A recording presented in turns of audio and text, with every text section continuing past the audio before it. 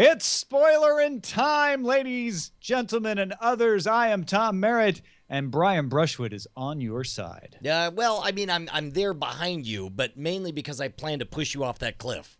Yeah, don't turn around. Der Commissar is in town. Yeah. I'm just going to start calling you Der Commissar. I think you deserve that title. I'm okay with that. Der Kammerschwood.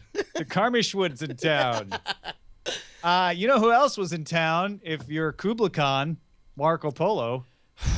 Yeah, man. I'm going to need you to save me on Marco Polo. Marco Polo premiered all at once. They released everything on Netflix. Yep. I wanted so very badly to like this. The trailer was absolutely amazing. I think I did myself a disservice by watching the trailer and thinking, holy crap, this could be Netflix's Game of Thrones. And in my head, I had Game of Thrones. And this is not Game of Thrones. It just feels artificial. It feels like set pieces for the sake of set pieces. I don't identify with the characters. Game of Thrones, those characters are all alive, and I believe all of them. I don't know that any of these characters are alive or that I believe any of them. It all feels Brian, like actors who are told, now you need to say this so that we can have this. Or they're playing dead people. You know what happened a long time. Okay. I know it's a long time in the past, but you know what I'm saying, right? Does that ring true with you? I watched Marco Polo episode 1 on Saturday night, I think. I was stunned by the visuals. I thought it was amazing cinematography. David Lean-like in some of its shots. Just getting the scope, obviously shot on location in lots of ways that are interesting and look different and things you could never replicate on a set. I thought that the visuals and the set construction need a lot of the credit for that, because some of it wasn't just location. It was you're inside a palace and you feel like you're inside Kubla Khan's palace. Costumes were amazing. Even things like makeup that I don't normally notice, I was noticing in a good way. Not that it stuck out like he's got, but like, wow, this just really feels period appropriate. My only regret, Brian, is that I wish there'd been a story. You know, maybe if they'd based this on actual history, they could have had a compelling story to tell here. Instead, it's just I felt like a pastiche of images, more like a travelogue, really. It did. It had this kind of like a weird collage feel to it, where it's like, and now here's the part where we're going to show you a dust storm. Yeah. And now here's a bunch of bodies. And to be honest, I'd almost more enjoy watching this as a series of webisodes that are like illustrations of the times of Marco Polo, because they just didn't connect for me. Well, and I think that's the problem, right? Is that it didn't feel alive, and more importantly, like I know that you say that to you it reads as production value. Sorry, Aphex wrote Anthony Bourdain's Guide to the Mongol Empire. You mentioned that it doesn't read as or to you it's a positive that it reads as bigger than an on-location shoot X, Y, or Z. But to me, so much of that felt just fake. Like when I see all these boats, because oftentimes what they'll do is like they'll get a shot and they'll set up like a, one 3D rendered boat or whatever. And they're like, well, we rendered the one boat. Why don't we render 100 God, there was one scene boats? that I was like, well, that was some horrible CGI. You're absolutely right about that. Well, and plus also like when they show, I can't remember if it's a fortress or a wall or whatever, like they're painting up and it's like all of the edges are too precise on it. And it just felt like CG to me. Yeah, you know what? I would say that I noticed that when I talked about the cinematography, I was talking about the shots and I was talking about the sets. But yeah, I had forgotten that. Like some of the visual effects were pretty bad. Say bad. Yeah. No. They were just bad. There was one because they shot in Venice and it looked fake. Somehow they managed to go to the actual Venice. I was just in Venice in September, and there were a couple shots right at the beginning. I'm like, wow, they're in Venice. Like that's actually Venice. And then the rest of the shots were CG, and I'm like, but they were in Venice. Why are they showing this like horrible 8-bit version of Venice now? And I guess, and again, I don't want to pile on. It's like I only watched the first episode, and maybe because understand, like I remember when I texted you, I said, "Hey, I watched the first episode of Marco Polo. Kind of puzzled why it has a 4.2 stars rating, because that's a very high rating, and there's a number of other shows that I really liked that were rated similarly. Like BoJack Horseman has a similar rating, and I absolutely loved it. But I'm also aware that the first few episodes I thought were really pretty, bland compared to where it eventually went. I don't know. It just it's a great setup for a story. It's a great by all measures. I should love it, but I didn't love it. I didn't love it. It felt false. I just don't feel like they knew what story they wanted to tell, which is weird when you're telling the story of Marco Polo, I guess. But the thing is, like, the story of Marco Polo is a European explored the Silk Road and befriended the greatest emperor of the world at the time. Sure. And so that's not a story in and of itself, right? You've got to have more to have a series. You've got to have a through line and a plot and what happens. And so there's lots of different ways you could go with that. I get that where they're going is to tell the story of him being left behind and being, out of his element, out of his culture, and trying to adapt. But they didn't seem to be telling that story. They seem to be saying, that's the story, and now we'll do a kung fu battle. And now we'll have a flashback that you won't really realize is a flashback right away, and you're like, oh, wait a minute, I think it's that guy. Oh, is that Marco? Yeah, that's Marco without a beard. Okay.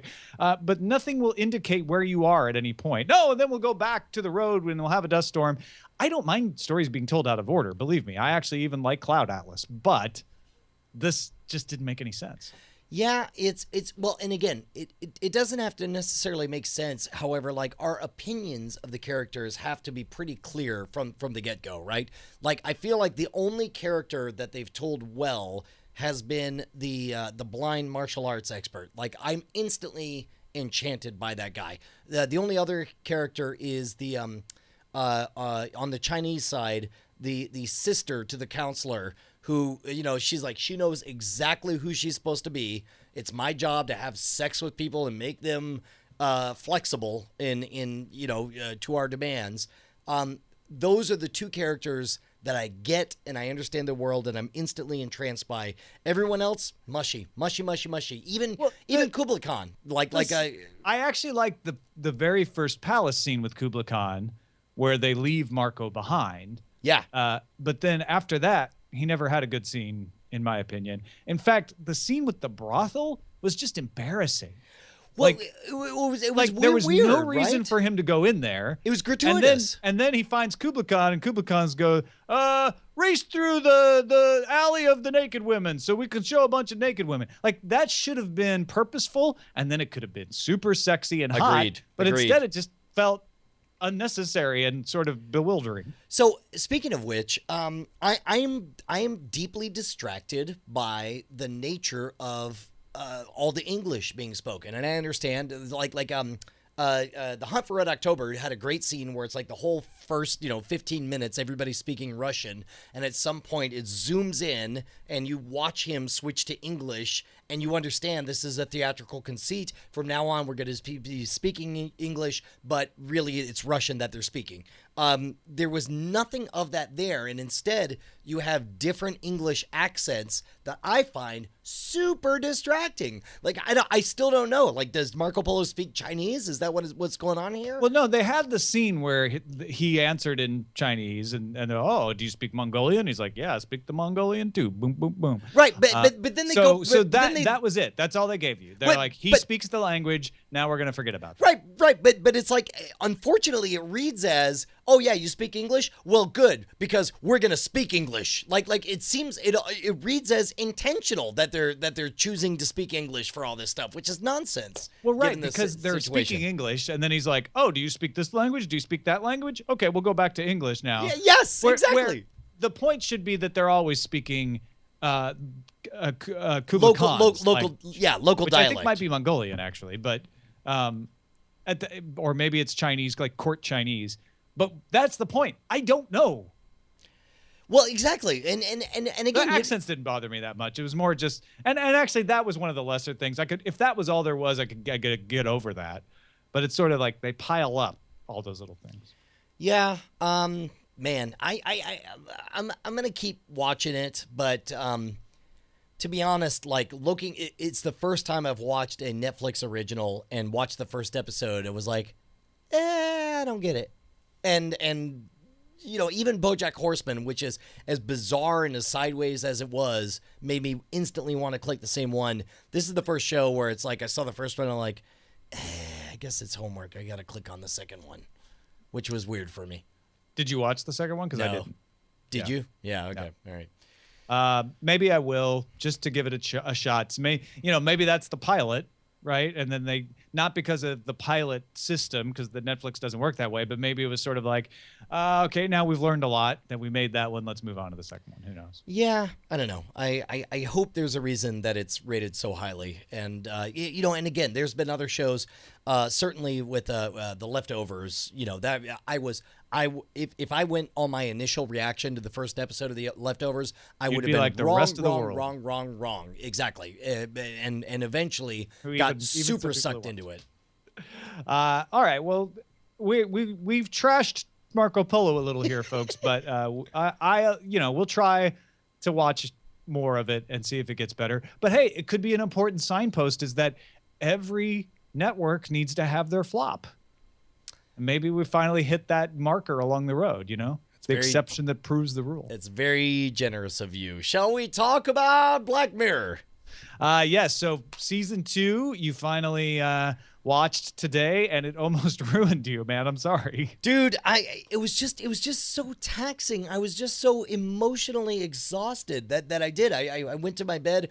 The door was wide open. Apparently Zach was yelling for me, and I didn't even hear him because I just passed out, Okay, so let's go in order. I watched all 3 today. Can we start with the second one first? Because that's White Bear. That's the one where she's running away at the beginning. Yeah. Yeah, that was pretty much terrible. That was the worst out of all of the whole series. Wait, when you say terrible, you mean like you just didn't like the story? It was bad. It was cliche. It didn't make any sense. They didn't give any reason. Like, what is the point of torturing a murderer, forcing her to relive this perverse, sideways bastardization of her crime when she doesn't even remember it? It made no sense to me. Well, you're approaching it from the point of view of rehabilitation, right? Well, will this cure this person of her crime? This has nothing to do with her. Well, this is the way I interpreted this story. This has nothing to do with the criminal. It has everything to do with society getting their vengeance against the criminal. And then possibly having the knock-on effect of, before you commit a crime, maybe you'll think twice because of what you see this person going through. Well, but understand, if she's not going to get anything out of it, she's not going to rehabilitate, she's not going to come to a realization about, whether she did a right thing or a wrong thing or whatever, why bother with all the poetry of having it fold back on itself, where it's like, don't you see? This is your crime that you committed. We're all taping you like you taped the murder of this girl. That's the culmination of the vengeance. That's the best part, when you get to kick her in the nuts. I mean, I guess. Then you start it all over again so that other people can come and visit and see it again. And the families get to really feel like, we're just going to put you through this. I won't even know. I will say that the one part of that episode that I truly did like I found the bulk of it tedious and nonsensical. I didn't understand, and as the realization came, I'm like, oh, really? That's it? However, once the credits started rolling, they start cutting to the whole managing the extras process, where it's like they give the whole speech like, hey, by the way, we're doing this, make sure to follow these rules or whatever. Being somebody who spent a little bit of time in Hollywood working on a show where extras had to be managed, loved all of that stuff. I didn't think of it as extras at all. I thought of it as an amusement park, right? And so when you go to the wild animal park, you get the same treatment, right? Okay, folks, there's zebras and stuff here, but there's also lions, so make sure you stay in the car, and it just but also they had a like role an to play. Park. Everybody there had a role to play, which is and again, like the whole rousing speech to get everybody in and let's do it. And I would say like the last 4 minutes of that after the credits started rolling was better than the entire show up until that point combined. Yeah, but you need the entire show. this is just one of those things we're going to disagree on. So I'm not going to try to change your mind because it's not about your mind, right? It's just you didn't enjoy it. This was my favorite episode of the season. What? Because I didn't quite. I thought it was going one direction. I'm like, oh, okay, so this is a post-apocalyptic world where there's something that makes everyone film everyone else, and it's some psychological thing. And then it took a turn, and then it took another turn, and at the end, I was like, wow, that is an effed up but brilliant, vengeful situation. And then we got to pull the curtain back and see it, and that totally made it work for me. Was that it was perfect. Like, yeah, I could absolutely see that a lot of people out there, not myself included, would want to do this, both as a voyeur or as an aggrieved family member or friend of the victim who just wants to put a person through misery. Yeah, I guess my only chime in on this is if it was something that was crafted from the beginning to be an experience, either for people at home or an experience for visitors to come, like as an attraction or whatever, or even as a punishment, it seems like any one of those situations, you would have written a better story than a chick wakes up, walks out, and runs into some people at a gas station who just promise her that they need to come with her or whatever. It was just a bad story. It's like... See, I didn't find it a bad story. I was like, okay, it's post-apocalyptic. She doesn't know where she is. Who knows? There's a mystery. What's going on? She just runs into random strangers movie, right? Who are gassing up, and then they're like, well, you got to come with us because that's what's in the script. I don't know. It just felt silly. It felt improbable even as I watched it, and then even with the twist of knowing what everything was at the end, it seemed even more improbable to me. But maybe it did not feel improbable to me at all. This felt like a situation where, like, all right, we obviously see that people are acting oddly, and there's others that are being chased. So immediately I'm like, oh, okay, this is a post-apocalyptic situation where some people have been infected by mind control or something, but there are a few people that aren't, and they're banding together. It makes perfect sense that they would be like, hey, we're not affected, come with us. Yeah, I don't know. It seems like an awful big theatrical conceit to do this whole signal based on just what happened to be a random ass tattoo on a killer's neck. But that's all I don't know. That's all fantastical stories, right? And maybe I'm just too dumb to see it, but if this seemed logical to me and makes sense. All right. Well, looking at the chat, it looks like I'm in the minority here. So you guys write in to cordkillers@gmail.com. Well, let's go back to Be Right Back, because a lot of the words you use to describe White Bear, I would use to describe Be Right Back. Oh, really? Yeah. No, I adored Be Right Back. I thought it was the best of the second season, full stop. There were elements of it that I did like. I thought the characters were actually very believable, especially at the beginning when they're together. But I went from rolling my eyes like, oh, it's a story about a guy who looks at his phone too much. Guess he's going to die. Like, I kind of knew that was coming. So nothing surprised me for the first 10, 15 minutes. And then the Avatar thing, I was like, oh, okay, so it's Black Mirror. So it won't just be a chat bot. He'll end up being like a robot or something. And then it was like, yep, there's the robot. I don't know. I thought the whole robot thing was utterly believable because ultimately this entire story... Not me at all. I was like, oh, okay. So we're just going to have him look and act like a human because that's easier for makeup. No. I mean, first of all, yes, but also we're talking about...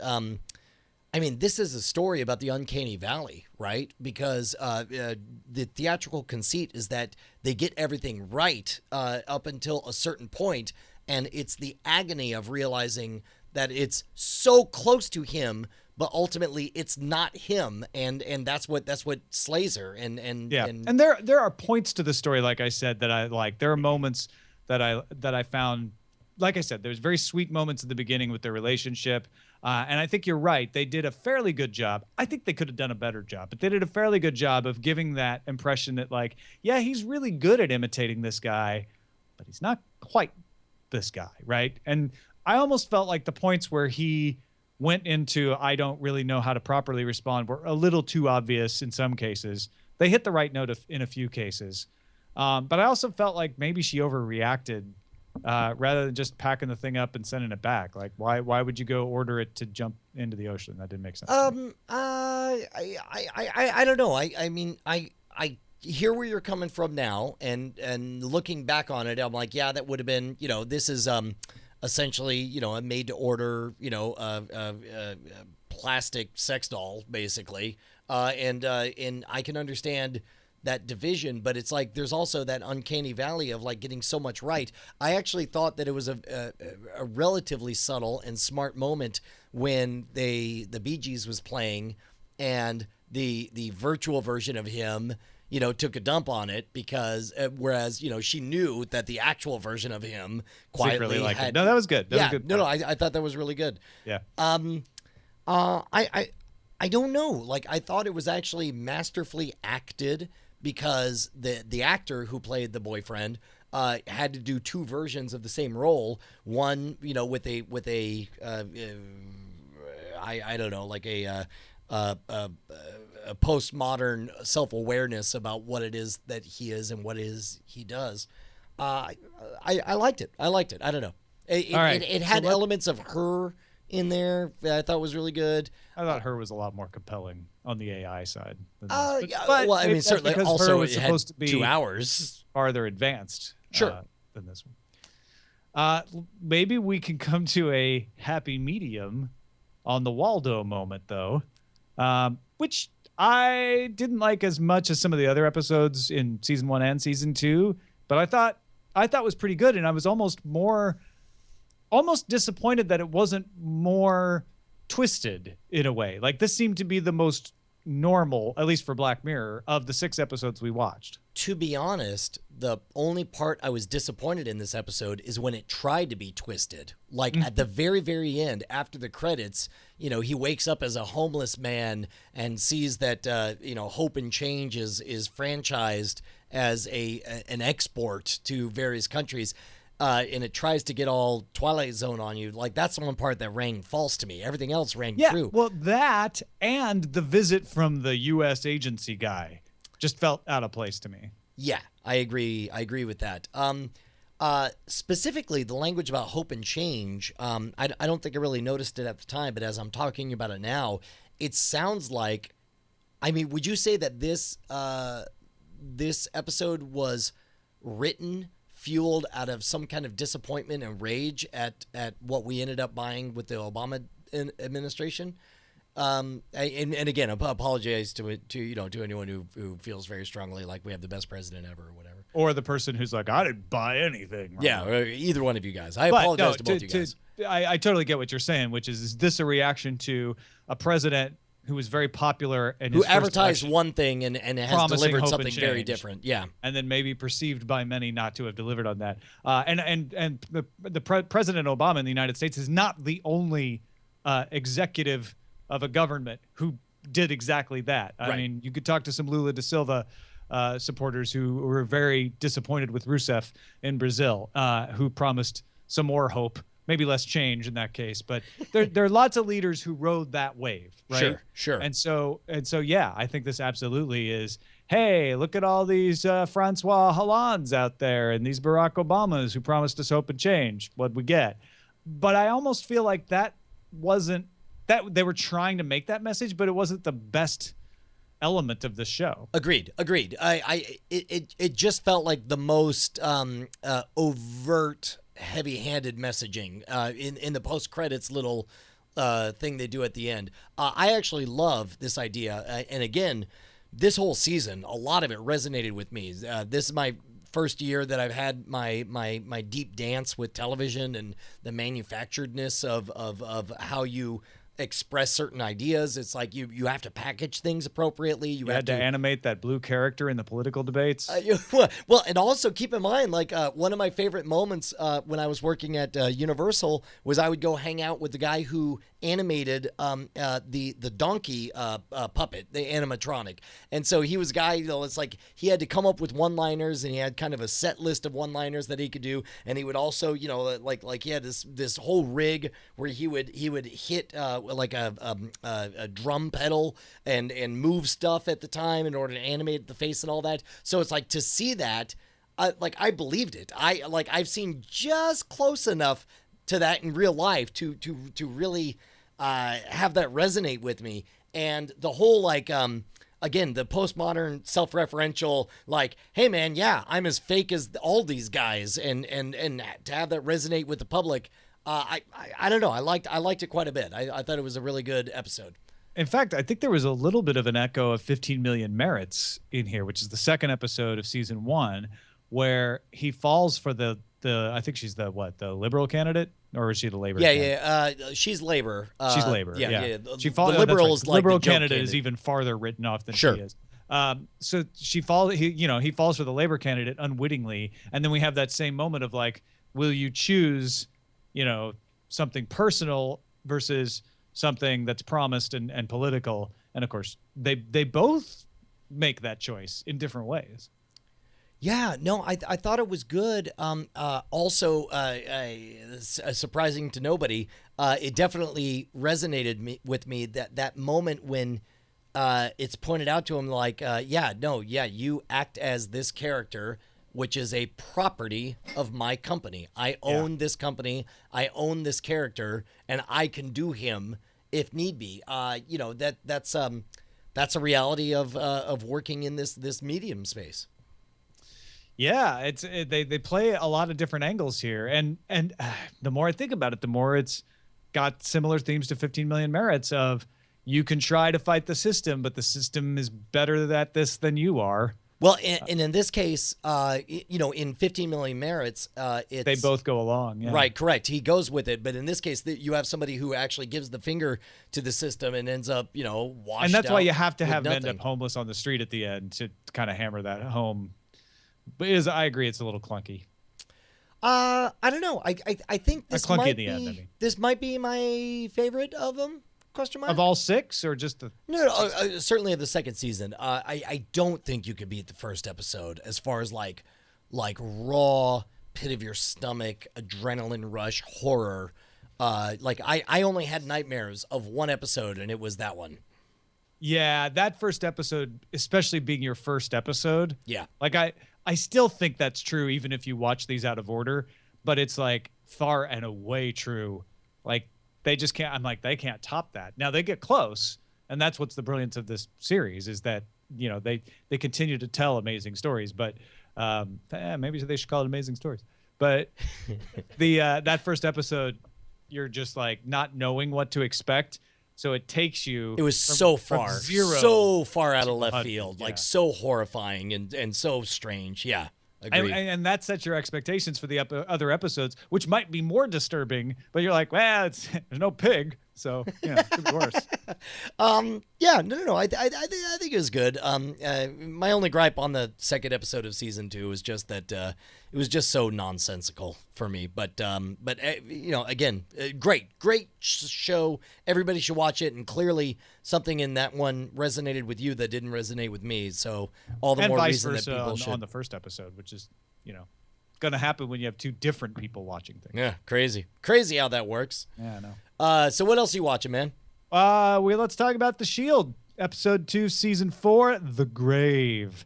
Vic Mackey tries to help an old acquaintance find a wayward teenager, which is just kind of a little disappointing because you're Mackey knows lots of people. I don't know why he would do this, but whatever. That it had to happen that way so that he could fuck up by not finding the teenager, and then the teenager causing a crime, and then he could look bad to Aceveda.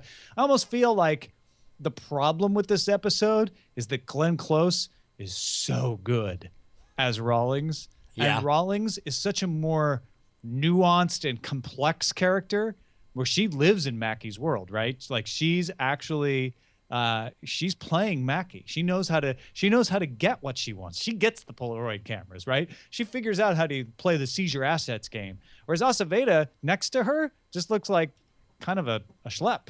Yeah, she brings not only some next level acting to the show, but also some next level game theory to her character in the show. Yes. Where it's I don't know. I felt like, and again, I'm genuinely surprised that season 4 is the least positively reviewed season. And I don't know if that's because you just need a denouement kind of, a different sideways season or what, because like I think back on it and it's like that's when I felt like the show really hit its next level was once she joined the cast. Same also, Forrest Whitaker joins later on. And then that was astonishing as well. Spoiler. Yeah. Thanks. Now I'm not going to watch the rest of the shows. Yeah, I ruined it for you, sir. By knowing Forrest Whitaker will someday act in an episode of The Shield. It's ruined. That works. No, there's elements here that I don't love. Shane feels a little shallow right now. But it's not like we haven't been pointed in the direction that he might go rogue like that if he was left to his own devices. I just would like to have seen it happen more or sort of presented it as a fait accompli. Like, oh, remember he was sliding? Well, he slid. He's down here at the bottom now. I don't know. We get to go ahead. I was going to say, I don't know that from what I remember of the episode, he ever truly slides all the way down to where you can write him off as a thing. He remains a person where you could kind of understand from the periphery why he's doing what he's doing. No, right now it's like we meet Shane and Shane's like, oh yeah, we steal drugs and sell them, and I pay the guy, to give me information, and I hide it from the cops, even from Vic, and like he's just, to me he's like. He's become a caricature. He's not 100% dirty cop, but he's 90% dirty cop. And he doesn't have that nuance that Vic had. And I totally believe that Shane could end up there. I just would have liked to seen that happen more. Yeah, I think it'll dial back. I think you'll get a deeper empathy for the situation he's in. But what was cool was we saw Lem being the good guy, helping to find the kid because he's working with the kids now. And we saw Vic and it's horrible. Why can't I remember the other strike team member who stayed with Vic? Shane. Say it again. Shane? No. Shane Mandrell is Shane, Lem, and guy that burned his face. Ronnie. So Ronnie and Vic are together as partners. We get to see the whole strike team at one point, really. And I was like, you know what? The strike team is Vic's id, ego, and superego. Yes, I totally see that. That's amazing. Yeah. Like Ronnie is Vic, normal Vic, and then Shane is the bad Vic, is the id, right? Yeah. And then Lem's the superego. Yeah, right? absolutely. Yeah. I'll tell you what, man, Lem. I'm so thrilled to hear you nail that, because that, number one, that's 100% right. Number two, that only becomes more clear as things go forward, especially as you are, because understand you're far enough along in the story now that you can start thinking, how does this end? And that's an amazing transformation when you start thinking in terms of like, where does this story wind up? Now, there's a couple of other things happen here. Wagenbach has a little flirty moment with Ms. Mackey. Don't say anything. That's just a little nugget that I saw. Maybe it turns into nothing. Maybe it's a future plot point. Not even going to look at you. But then the other part that I found interesting was, you had mentioned this earlier, is that they have an autism vaccine plot point. Sure. And it really, this is where it's introduced, where they sit down and they're talking to the lawyer.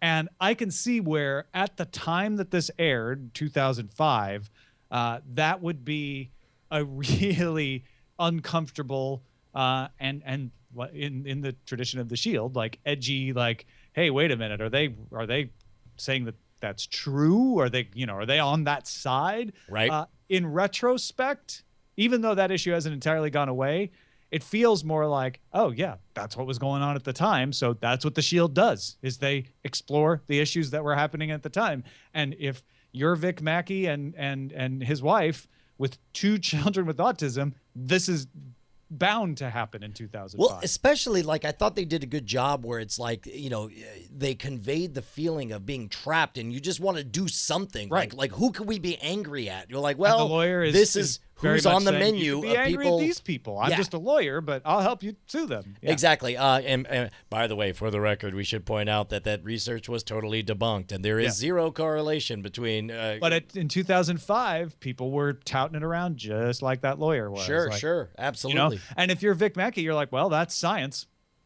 Yeah. You know, the lawyer gave me the thing, so that's really, I'm not going to look into it. Science is what pamphlet the lawyer hands to you. Yep, exactly.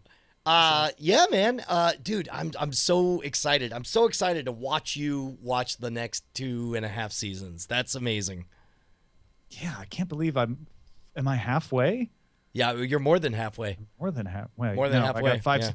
I'm almost to halfway. Halfway through season 4 will be exactly halfway, I guess. Things I want to there's things I want to say, and I won't say none of them. So let's I guess we'll wrap it up then, because anything I say now is just gonna get us in trouble. Well, that's it, folks. So watch Agents of the Shield with The Thing and Agent Coulson. Talk to you next time.